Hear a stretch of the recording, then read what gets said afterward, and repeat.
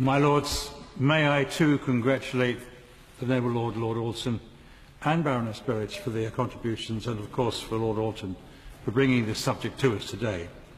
There has been a long history of disputes between nomadic herders and farming communities across the Sahel.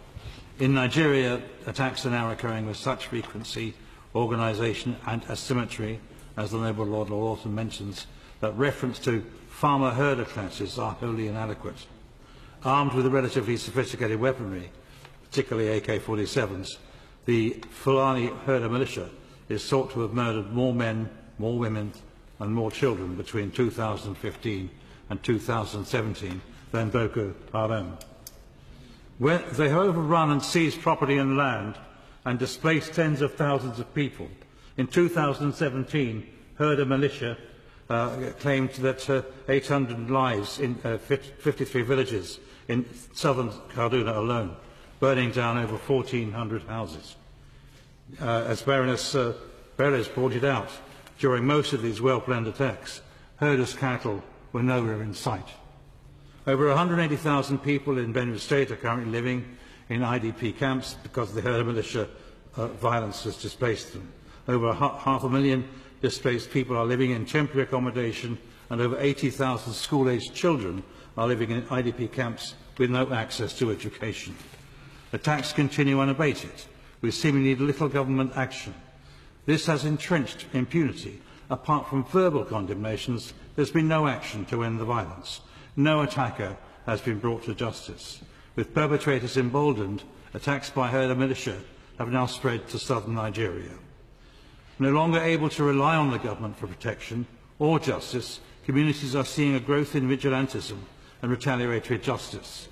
The growth in murders of villagers and community leaders in Benue has also led to calls for President Buhari to consider his position and for the reassessment of security arrangements as a matter of urgency. As the Noble Lord Alton mentioned on the 24th of March this year, the respected former Army Chief of Staff and Defence Minister, Lieutenant General Theophilus Danjuma, stated that the armed forces, and I quote, were not neutral, and I quote again, that they collude in the ethnic cleansing of riverine states by the Fulani militia. Earlier this week, I too had the opportunity to meet with the Honourable Kwabum Rirande Shahula, courtesy of the advocacy organisation CSW.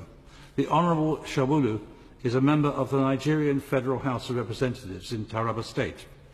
Among his wide-ranging writing and editorial activities, he is currently chair of the National Assembly Army Committee, which gives him unique insight into Nigeria's current security challenges. In our discussions, he was able to rebut the claim that the anti-grazing laws were the cause of the spread of violence. The only states with anti-grazing laws were in fact Taraba, Benue and Ikiti, yet attacks have been occurring over 10 states. For example, in Plateau State, where there are no anti-grazing laws, there have been many killings, including last weekend, as Lord Alton mentioned, when over 200 civilians were reported killed. Interestingly, while there is some evidence that some of the violence has a religious dimension, the Honourable Shawulu argued that the only affected area was Adwamara State, which is predominantly Christian. Other local areas with similar land and other resources had suffered no attacks, be they Christian or Muslim. The overriding concern is that the growing instability and lawlessness in the region was providing fertile ground for kidnapping, banditry and terrorism with impunity. If this is not addressed, there is a real danger that the activities of Boko Haram, ISIS and similar terrorist groups could penetrate and destabilise the whole region. If not addressed, this could create a conflict and humanitarian crisis on a scale which would engage the international community and the UN Security Council and the UK. The prospect of terrorist cells spreading through Nigeria, Africa's most populous state, and to territories beyond to threaten Europe cannot lightly be dismissed.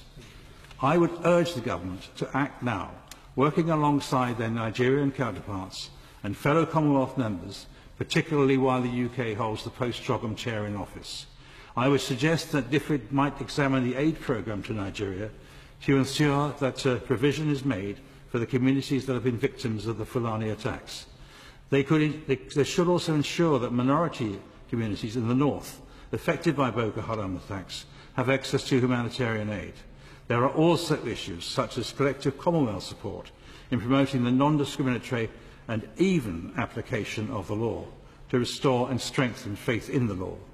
Finally, my lords, the attacks that Nigerian people are suffering can surely be mitigated, if not eroded, with the support of agencies of the UN, the United Kingdom and the Commonwealth, and the faith community and international NGOs. Can the Minister, in her response or in writing, set out how the UK might plan to play a primary role in such a venture? My Lords, I join with others in thanking the Noble Lord Alton for securing a debate